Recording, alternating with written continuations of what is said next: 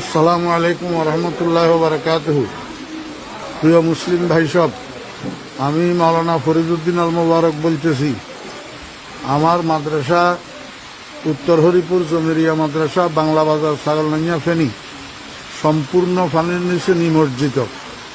মাদ্রাসার তিন সেট ঘরগুলা দেখতেছেন আপনারা, সম্পূর্ণ পানির নিচে, এবং রান্নাঘর পানির নিচে, মসজিদের ভবন এবং মাদ্রাসার ভবন নিচতলার প্রায় 65 পানির নিচে। মাদ্রাসার নিচে নামলেই অঠাই পানি, যেখানে ছাত্র শিক্ষকদের মাথার উপরেও 1 হাত পানি।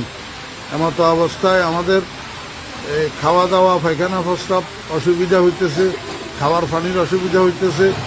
আপনারা দেখেন, এই শতাধিক ছাত্র শিক্ষক মাদ্রাসায় পানিবন্দী হইয়া রয়েছে। এই অবস্থায় হৃদয়বান মুসলমান ভাইদের এবং বিভিন্ন স্বেচ্ছাসেবক